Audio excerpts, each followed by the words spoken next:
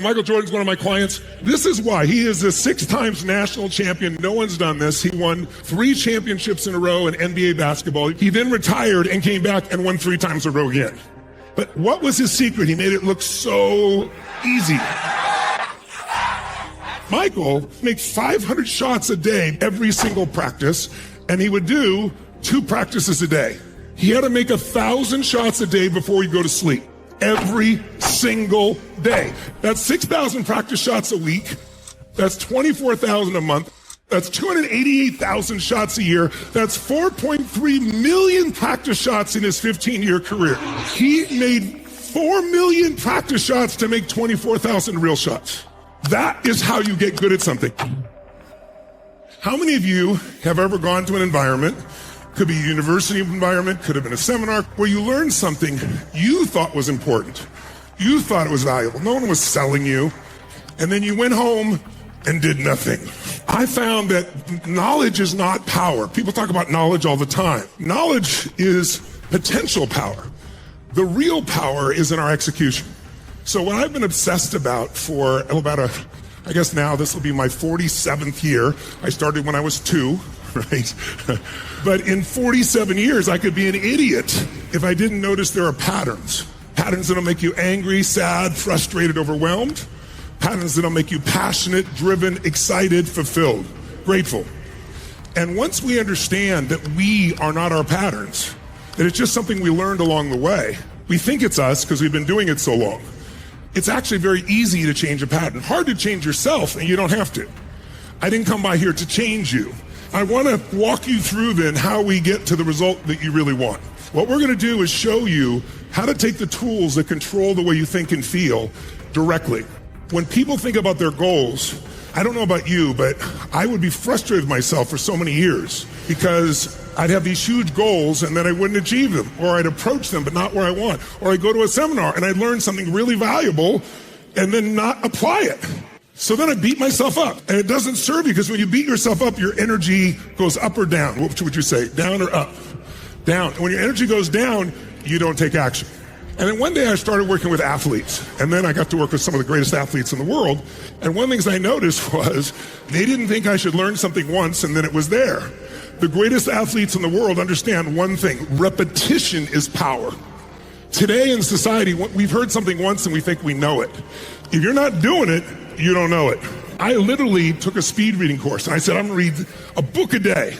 I didn't do that, but in 7 years I read 700 books in the area of human development, psychology, physiology, anything I could make a difference.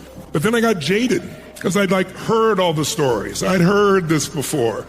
And when you have that mindset, you lose your edge. But I was just burnt. And the reason I was burnt is I wasn't really applying it. I had knowledge without execution. And so I started looking at these athletes and going, okay, what makes this person the best in the world? They're doing the same thing they know over and over and over and over and over again. That's what makes you a master. So I caught myself and I shifted my whole life. And then I noticed something else. I need a repetition to be a master of something. I need to get myself excited to do something that's the same, but find a way to do it better every time. Not just go get more stuff. But one of the things that most of us still miss is it's not just practicing, it's practicing giving your all. Just practicing won't do it. It's like being there in the experience over and over and over again. So I tell people, if you see someone who's truly successful at anything and you think they're better than you are, they are not better than you are. They may know something you don't know, but more importantly, you get rewarded in public for what you practice constantly in private. I can't get across to you enough how my life changed when I stopped saying I know it because I'd heard something or I understood it. If you want to master anything, you go through 3 stages. The first stage is cognitive mastery. Cognitive mastery simply means you understand it. And you know what? Understanding doesn't give you anything, and yet you have to understand first to make progress. Well, the second step of mastery is when you go beyond understanding and you have enough repetition, and it becomes more like emotional mastery. That's where you feel it. You don't just think it.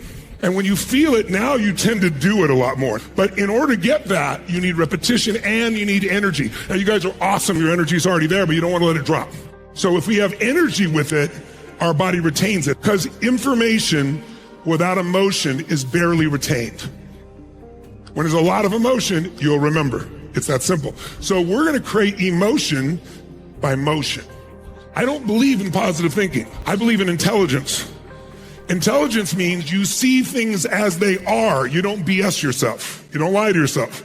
But you also don't make it worse than it is, so you don't try. Most people make it worse than it is because they don't want to be disappointed. They don't want to fail. Now, if you can see things as they are, not worse than they are, accurately, then you have to do the second step, which is you do have to see it better than it is. You need a vision. In the good book, it says, without a vision, people perish. No matter what your religion or mindset or non-religion is, there's truth in that. Without something to look forward to, it's hard to deal with challenges. If you improve you 10%, it will more than make up for every challenge you could face. And you can do a lot more than 10%.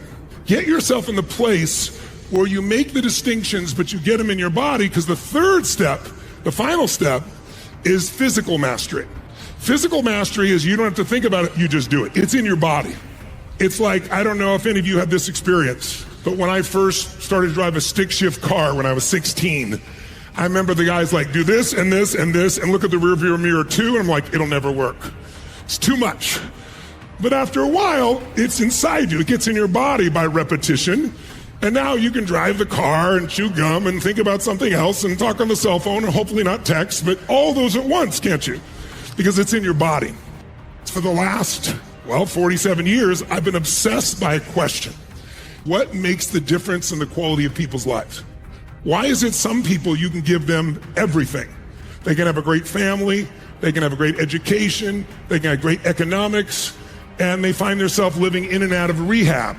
And then someone else, they were abused physically, mentally, emotionally, whatever.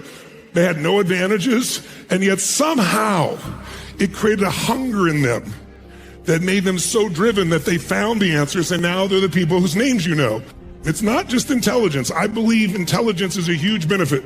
I love wickedly smart people. But how many of you know some very smart people that can't fight their way out of a paper bag on a daily basis? Say I. If you want to know the real secret to success, I can give it to you in one word: hunger.